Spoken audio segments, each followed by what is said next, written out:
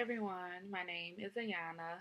I guess I'll have a YouTube name when I get used to doing this. But today, for my first video on my mommy vlog or whatever I decide to discuss on my vlog, I'm going to talk about my labor and delivery story. So before I get started, I want you to excuse like this mess. Up here, this is my daughter's old bassinet with like all of the clothes she cannot fit that I have yet to take to Goodwill. So I don't want y'all to think I'm like this junky person. Like, that's old clothes. Anyway, but to my story, for those of you who don't know, I do have a daughter. She will be one in like a week or two. Is it a week? I don't know. April 7th is when she'll be one. Her name is Adeline. We call her Addie. She is the love of my life. She is a ball of energy. Just love that little girl. But I'm here to tell you all how she got here. So I see on YouTube, like when I'm doing my research about like moms and doing their vlogs and things like that, like every mom that I've seen has done like their labor and delivery story. And it's just like touching and motivational for those first time moms who's nervous like I was. Like when I was pregnant with my daughter, I had moved back home from Dallas and I just had so much time on my hands. I was like, I wonder what it's going to be like. Is it going to be similar to these people?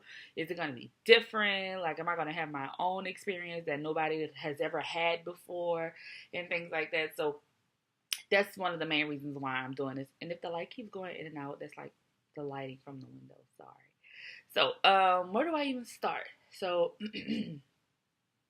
around 35, 36 weeks pregnant, I was miserable pregnant. It was like my daughter, she was like in my pelvic area and she was constantly moving. My hips were hurting and it was like seriously nothing I could do about it. I was going to my weekly appointments. They were always on a Monday around 9 a.m.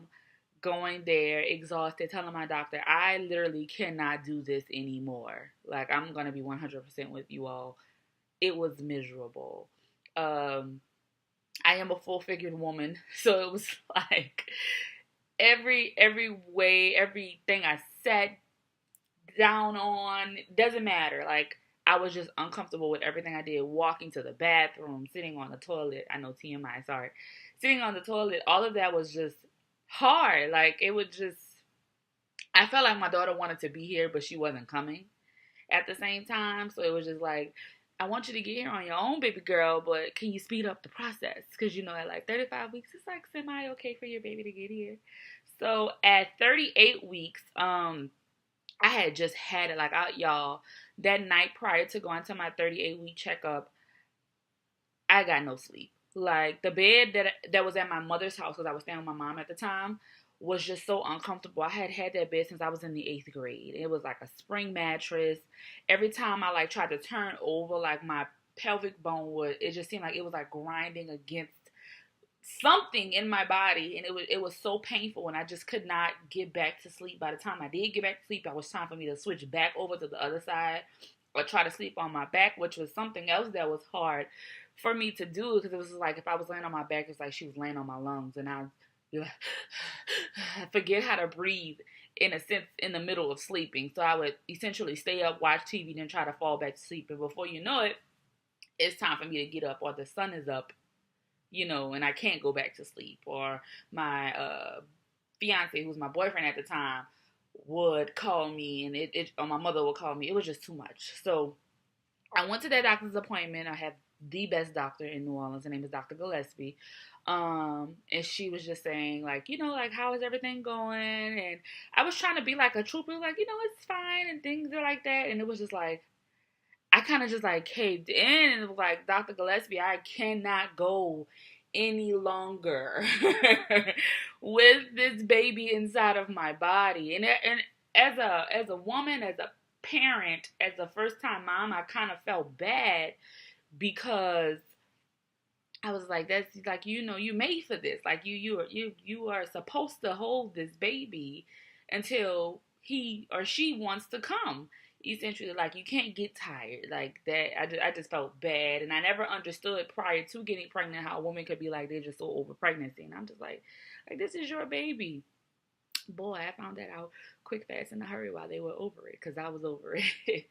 So she was going through her charts. Like my doctor is so busy. Like it is hard to schedule a regular appointment for your yearly checkup with her. It is ridiculous. So she was going through her schedule, like, okay, maybe we can do it on this day or that day. Oh no, I'm gonna be out of town this day. So I'm just looking at her like, you need to find something, sis. Like, for me to have this child to get induced. I just cannot do it anymore. And at that time, it was like I had a lot of fluid in my stomach. So I was carrying really heavy, and they was expecting Adeline to be like this really big baby, which was I was kind of expecting because I was a big baby. I was 10 pounds when I was born, so I was expecting my child to be 10 pounds or close to 10 pounds.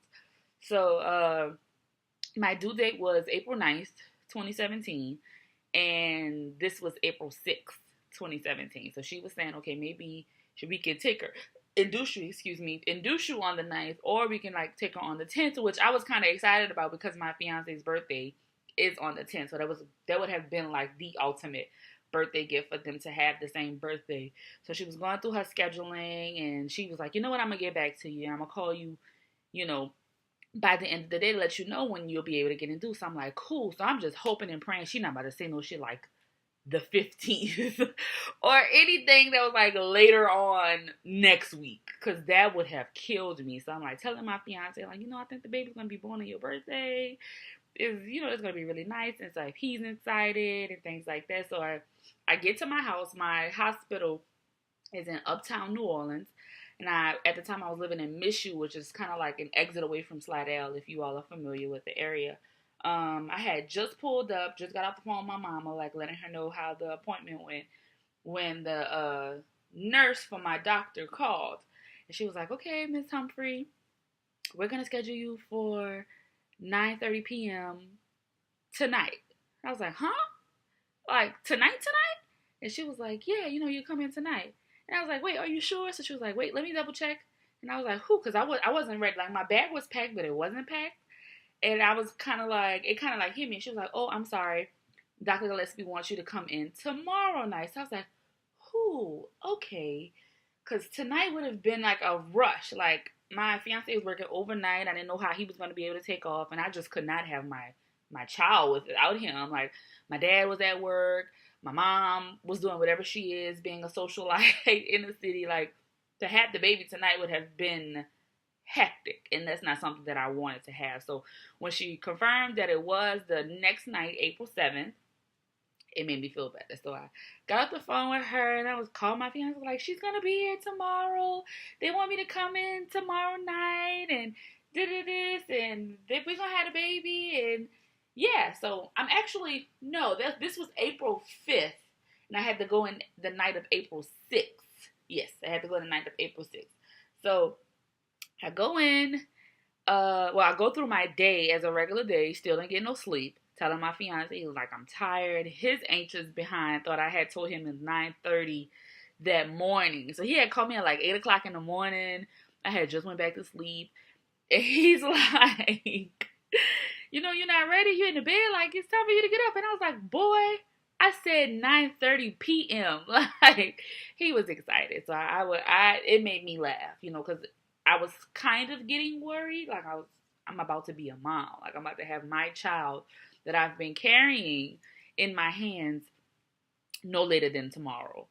So, go through my day, just like packed a bag, like packed extra clothes, made sure I had everything, ran to Walmart, called my friends, called my daughter's godmother to like let her know, because she was coming in the city, like the beginning of April, late March is when all the festivals start to come to the city. So it was like I knew her godmother would be coming to in town, which was something that I was very happy about. It's like, that's my best friend.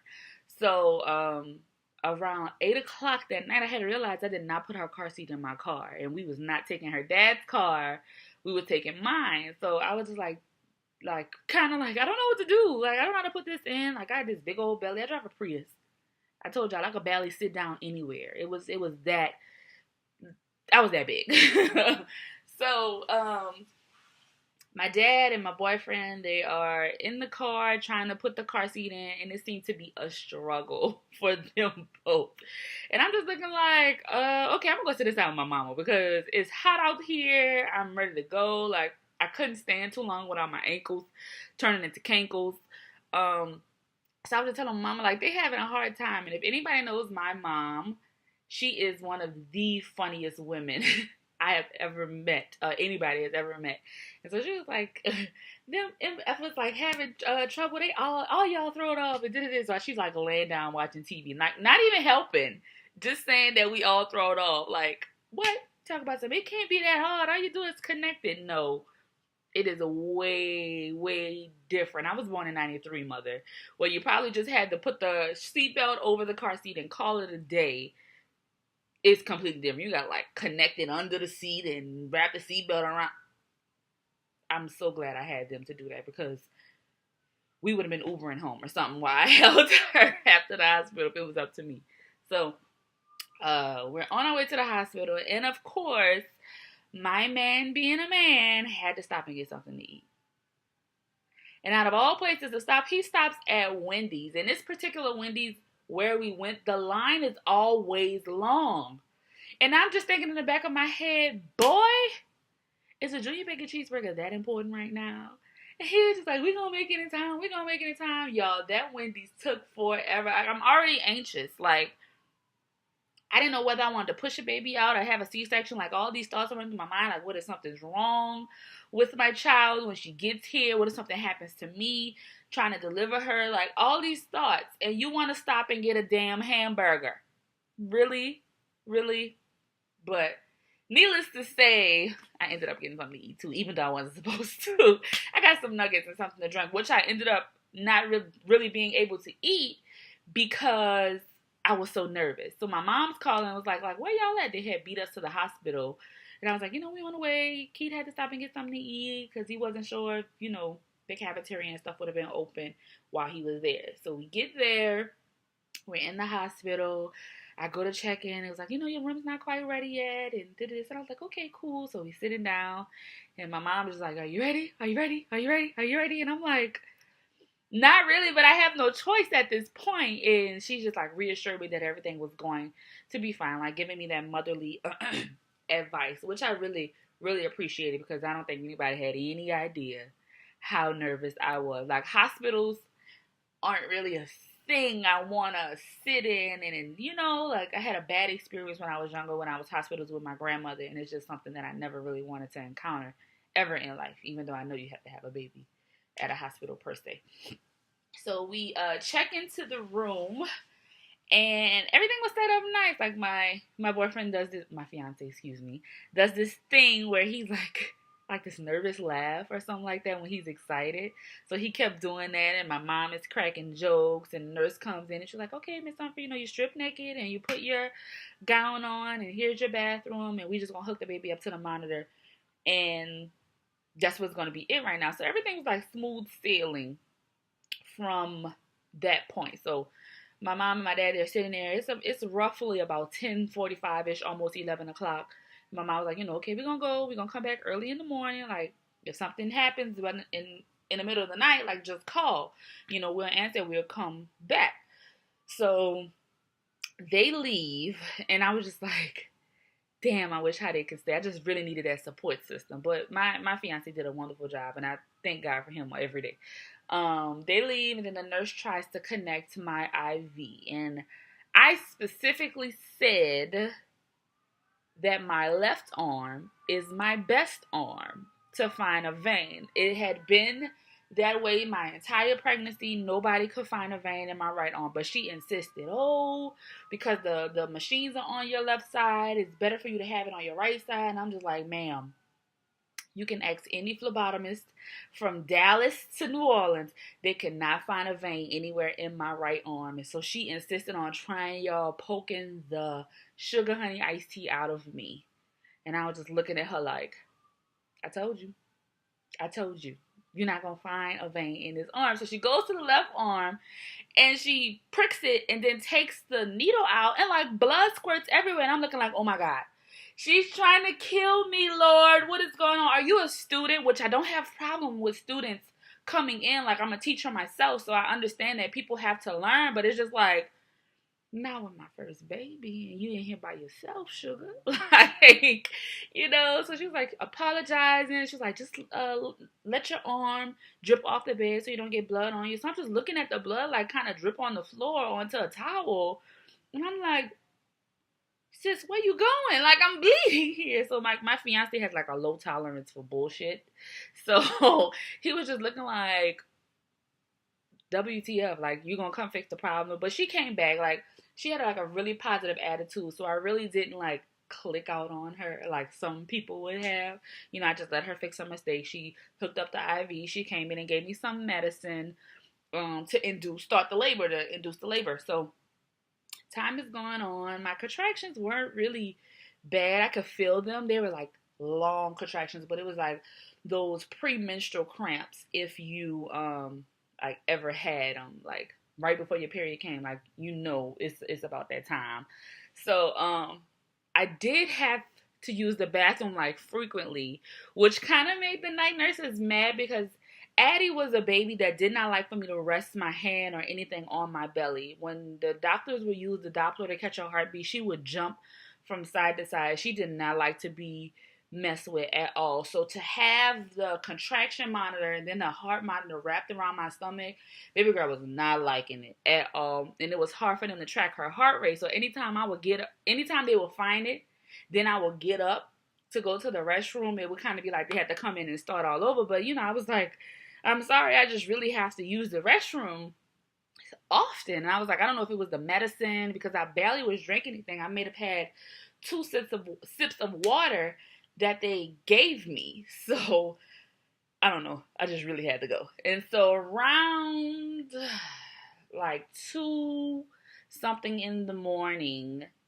my nurse came in and was like, we finally got her situated. If you just like lean to the left and like lay on your left side, you'll be fine. Which I was like, damn, there is no other way for me to do this. Like, I was positioned in the regular hospital bed, like kind of laying on my back, but it wasn't to the point where I couldn't breathe. Like if I was laying flat on my back, I was like kind of on the incline. But now they wanted me to lay on my side, which my side was still in pain. Like, as I mentioned earlier in the video, I had to switch from side to side often, and they just wanted me to stay on my left because that was the best position to get Addie. To me, I feel like she had finally went to sleep. So either way, I felt like I could have stayed on my back, but to make things easier for the night nurses, I just kind of cooperated with them. So time has gone by, I'm like in and out of sleep because again, I had to stay on my left side. The contractions, they got a little bit stronger, but it wasn't too bad. It got to the point where I kind of like made like the little noise or whatever. My fiance, he like rubbed my leg to like assure me that he wasn't like completely dead to this world, or assure me that he was there to support me. Then what happened after that? Well, I know what happened. I'm trying to figure out what the time. So around like 4 a.m. ish was like the 5th time a nurse came in to check to see if I was dilated. And y'all, that had to be the most, I don't want to say irritating, but it was just like really painful and annoying to get waking up out of your sleep, have to bust your legs open for somebody to check you. And it felt like they had the longest fingers in the world, not to be explicit or anything, but it was just ridiculously painful. And I was just like, I had asked the nurse and I was like, okay, I've seen on YouTube how they break your water if it doesn't break on its own. I was like, am I getting close to that point? She was like, oh, you're only like 4.5 centimeters. They probably won't break it until you get to 5 or more. So I was like, cool. So I started thinking about it, and I was like, I remember I watched this video of this lady who lived in Lake Charles, Louisiana, and she was like, they didn't let her get an epidural after she made like 5.5 centimeters. So I was like, am I really about this life? Like, I don't want to get the bad contractions and then I cannot get the epidural. I was not about that painful life. So I was like, I'm gonna just get the epidural now and just like get it out of the way. And she was like, you sure? And I was like, I'm absolutely positive. So I'm here to say it wasn't my contractions. Excuse me, I thought somebody was calling me. It wasn't my contractions that made me get the epidural. It was more so of them checking my cervix. what made me get the epidural. So the anesthesiologist came in. She was a very sweet lady.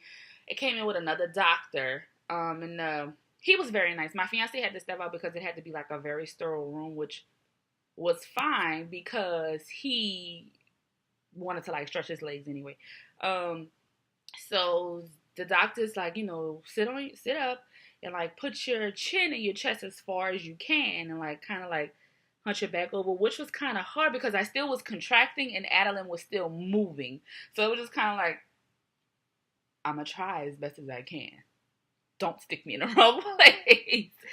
So the guy was just like, the doctor was like, most things that mothers forget to do is breathe when they're getting the epidural, and we don't need you passing out. Now, getting off the labor and delivery story, when I was like 32 weeks, I went to the doctor, did not eat before I went to my doctor. I don't know why. I was kind of rushing. I get to the doctor's office and I pass out. So that's immediately what I thought about when he said, Mama's forget to breathe, me passing out and going face forward to hit the floor. So I was like, okay, Jan, remember to breathe. Go in through your nose, out through your mouth. Like you learned this in high school. It's not hard. So unbeknownst to myself, I really stopped breathing. And he was like, you're not breathing. And I was like, what? He was like, you really have to remember to breathe. Like, you're so anxious at trying to keep still. And when you breathe, your body inhale and exhale, so it automatically moves. And he was like, you have to breathe. So he kind of like talked to me. I had my Delta blanket, my sorority blanket, and he kind of talked to me about that. Didn't know what the hell a Delta, Sigma, or Theta was. But he was like, oh, that's interesting. It kind of keep me breathing and like that. My anesthesiologist was great. The only thing that I felt was her putting the numbing medicine in my back. Other than that, it was a breeze. And I went numb from the waist down like that. Like, it didn't take long at all. So, from 4 to about 7-ish, it was easy for me to sleep. Like, I turned back on my side, but I kind of had, like, my leg cocked up. So, when the nurses came, all they had to do was check me. Like, you didn't even have to move me, love. Just go ahead, do your business, and let me continue to sleep. Addie's heart rate, this is when the story gets good. Addie's heart rate had began to go up and down. And it was just like they would come in and be like, heart rate went back down and we're just going to turn off the Pitocin. By this time, they had already given me the Pitocin in my IV. So we're going to turn it off. But when they turned it off, it stopped my contractions. It stopped your contractions, stopped you from dilating, things like that. So I was just like, okay, like, is it anything to be worried about? And they was like, no, let's just monitor it right now. So I'm like, okay, cool. Me being a first-time mom, I'm getting worried. My fiance, he's keeping it calm, cool, and collected, as he should, because if he freaks out, I'm gonna freak out. But our heart rate had went right back up. Like, soon as they turned the Pitocin off, it went shot right back up. So I was like, okay, cool. Like, maybe it was just too much for her, the epidural, then the Pitocin. Like, it was too much for her at one time. Like, let's ease it on to her. She is a baby. So they was like, that's what we're gonna do. We're gonna take our time with it. So the sun was coming up. I don't remember what time it was, but the sun was coming up, and they came back. Okay, Miss Humphrey, we're gonna turn the Pitocin back on. Alrighty, cool. So I called my mom, because once they turned the Pitocin back on, they came and broke my water. So I was like, Mommy broke my water. It's probably gonna be any minute now, because they turned my Pitocin back on, and it seems like I would start dilating even more and quicker and faster when they turned it on. So my mama gets there, my daddy gets there, and they take turns sitting in the room with me. My parents and my fiance take turns in the room with me so they could go get something to eat. Like, food is the furthest thing from my mind at this point, y'all. Like, I'm watching TV. Really, I'm trying to get some sleep, because at this point, the nurses kind of weaned their way out. I'm assuming it's a transition from the night nurses to the day nurses. So my day nurse comes in, and it's the older woman, and she was so pissed that they were in the room eating. So I'm looking at her like, this is fine. Like, this is my mom, my dad, and my fiance, and they not about to go without eating, especially my man. He not about to go without eating, and neither is he about to eat in the cafeteria. So, and if he ate in the cafeteria, he would have had some choice words spoken to him.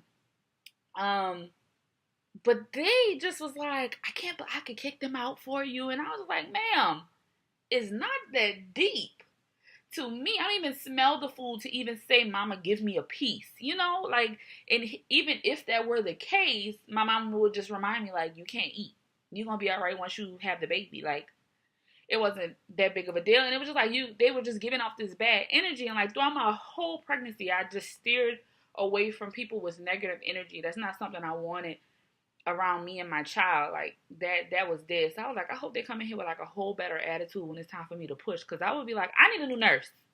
Where's my night nurse? Can she come back? Because she started off rocky, but she got good. And we were good from that point on. And I miss her.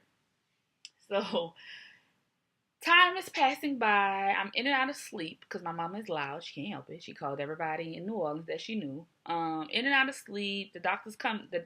My doctor came in to check on me. Then the doctor that was on call in like the labor and delivery unit came in to check on me. And then like it took a turn for the worse, kind of.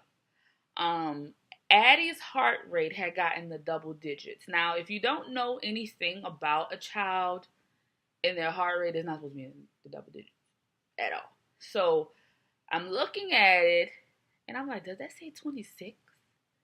And I was like, nah, that don't say 26. And I'm looking at it again and I was like, her heart rate's supposed to be in like the 120s in a sense. So I kid you not, like once I said that to my mama, she got up to look at the machine. My daddy got up to look at the machine. Like he barely looked at it. He just went outside and called somebody. And my fiance was like, where is it? Like he started to get nervous at that point. And so my mama just reassured them, like, you know, it's going to be all right. We're going to tell them to turn the Pitocin off. Like, we're going to get our heart rate back up. Like, so once my daddy came back in the room, it was like watching something on Grey's Anatomy. The room filled with doctors and anesthesiologists. They called my doctor back down. They said, okay, Ms. Humphrey, we're going to have to do emergency C-section because our heart rate dropped too low. So me, automatically, and I was like, what? Her heart rate dropped too low. Like, I didn't come this far to not have a baby. So I'm telling myself not to cry. It's going to be okay. Like, and my mom came over there. She had said a quick prayer. And she came, gave me a kiss. And she was like, it's going to be all right. Because my mother knew surgery. I wasn't a fan of. And I really wasn't trying to have a C-section. But at that moment, I had to prepare myself. Like, Ayana, you're going to be all right. Your daughter's going to get here. She's going to be healthy and fine. You know, this is a minor setback. We're going to get her here. So the anesthesiologist comes in and he gave me some more epidural and like assure me that everything going to be fine. They come in and they put I know I'm about to say this name wrong, Bendine. It's the brown sterile stuff that like cleanses the skin on my stomach. They kind of shave my area a little bit. Excuse me. They give my fiance his scrubs and stuff and the mask for him to put on, and he's in the bathroom, and they roll me out. So they tell him, you know, Mr. Singleton, we gonna call you when we're ready for you. So they roll me in the operating room. They tell me to put my hands across my chest, and they lift me on the bed. And I was like, y'all strong, because my ass is big. I know I am. They put me on the bed and they asked me how I was doing, like reassured. My doctor had music playing. She's a fairly young woman. And I'm just thinking like, okay, before y'all start cutting me, where my man at? Can y'all get him? And I tell the nurse like, excuse me, can you go get Mr. Singleton, please? So he could tell you that story that they sent him to the wrong like ER room and he damn near missed his child's birth, and that would have been really bad on Oshner's part. So like as they're doing it, like he's looking over the curtain and I'm just like kind of laying there. The anesthesiologist asked me, oh, a funny thing was before they cut me, the anesthesiologist was like poking me with a needle from like my waist up. He was like, you feel that? You feel that? You feel that? And I was like, no, I didn't feel it till he got to the top of my armpit. And he was like, damn, I think I gave you too much, but you'll be fine. And he said it in a joking way, but that assured me that I would not feel anything, which was great. So they cut me open, and like my doctor, she's just like so good at this. Like she having like normal conversations. At that time, she was getting married, talking about where she was having her wedding, and I'm just looking at my fiance like everything's okay, and he was like, yeah, everything's fine. And before you know it, I hear Adeline crying, and I ain't gonna say I bust out into tears, but I did cry. Like she's here. I heard that cry. My fiance is assuring me that she has a head full of hair, you know, and she's fine. My baby is fine. Like, you know, I didn't have to worry about her getting put in the is it incubator? Incubator? The little box for the babies. I didn't have to worry about her getting put into that, and her eyes were wide open, like she was ready for this world. And turns out the umbilical cord was wrapped around her neck. So when I would contract and my uterus would push down, it would tighten around her neck, which would cause her heart rate to drop. So I'm kind of glad that we did the emergency C-section, even though I was scared as shit. So scared. They bring her over, and I just look at her, and she looked just like her damn daddy. And I was like, girl, for you to give me all this pain, and you look nothing like you. And she was just looking. She was looking from me to him, and it was so beautiful, so beautiful. So they had to close me up. My fiance and the baby had to leave the room when they closed me up, and I just could not wait to get back to her. I was like, y'all taking forever to do this shit. I'm ready to get to my baby. I'm ready to hold her, because the way they had like my IVs and stuff set up, I couldn't hold her in my arms. So I get back to the room, and I was like, I want to do skin to skin. Like, I want to hold my baby. And I hold her for the first time, and she just looking. Big old eyes, just looking at me. And I immediately fell in love. Like, if I was already in love with her, but that, like, solidified the love I had for my daughter. And from that point on, it's just like me, her, and her daddy. And we've been rocking this thing until the wheels fall off. And they ain't falling off no time soon. And now, in July, she's going to have a little brother. So the best of both worlds, we're going to have this experience all over again. Hopefully not with the heart rate dropping, though, because I don't think I can do that for both of my kids. So that is my labor and delivery story. I hope you all enjoyed it. I hope I didn't talk too fast for you all. Like and subscribe to my channel. I am new to this. I see people say that all the time. I am going to try to upload videos every week. I don't know just yet. I do have a baby, and I'm pregnant, and I get tired easily. So, yes. So, thank you guys. Peace. Another one.